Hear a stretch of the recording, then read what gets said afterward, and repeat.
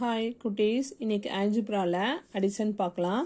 இங்கே 2 டேர்ம்ஸ் கொடுத்துருக்காங்க. இந்த 2 டேர்ம்ஸ் என்ன பண்ண போகிறோம், நம்ம ஆட் பண்ண போகிறோம். கமா எடுத்துகிட்டு என்ன சிம்பிள் போட போகிறோம், ப்ளஸ் சிம்பிள் போட போகிறோம். இங்கே பாருங்கள், 6x² ப்ளஸ் 4x. கமா எடுத்துகிட்டு என்ன போட போகிறோம், மைனஸா ப்ளஸ்ஸா, ப்ளஸ். ஏன்னா இங்கே என்ன இருக்குது, ஆட். அப்போ இங்கே ப்ளஸ் போடும்போது நம்ம ப்ராக்கெட் போட வேண்டாம். மைனஸ் இருந்தால் மட்டும் தான் நம்ம ப்ராக்கெட் போட்டு ரைட் பண்ணுவோம். அப்போ ப்ளஸ்னால் என்ன வந்துடும், ப்ளஸ் 7x. இங்கே ஆல்ரெடி மைனஸ் இருக்குது. அப்போ ப்ளஸ்ஸும் மைனஸும் இது பண்ணும்போது என்ன வரும் நம்மளுக்கு, -8x². ரைட் பண்ணியாச்சா? இப்போ அடுத்து பார்க்கணும், வேரியபிள் எது சேமாக இருக்கோ அதுக்கு முன்னாடி உள்ள நம்பர்ஸை ஒன்று ஆட் பண்ணணும் அல்லது என்ன பண்ணணும், சப்ராக்ட் பண்ணணும்.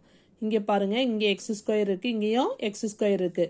இங்கே ப்ளஸில் இருக்குது, இங்கே மைனஸில் இருக்குது. அப்போ டிஃப்ரெண்ட் சிம்பிளில் இருந்துச்சுன்னா என்ன பண்ணணும், நம்ம சப்ராக்ட் பண்ணணும். அப்போ 8ல் 6 போச்சுன்னா என்ன வரும், 2x².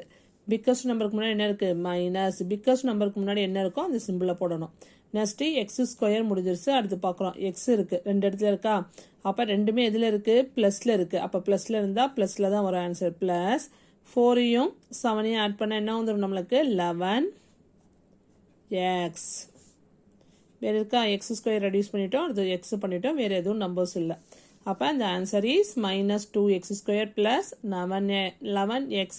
குட்டீஸ், இப்போ புரிஞ்சதா? வேரியபிள் சேமாக இருந்தால் மட்டும்தான் அது ரெண்டையும் என்ன பண்ணலாம், நம்பர்ஸ் ரெண்டையும் ஆட் பண்ணலாம் அல்லது சப்ராக்ட் பண்ணலாம். ஓகே ஃப்ரெண்ட்ஸ், பாய்.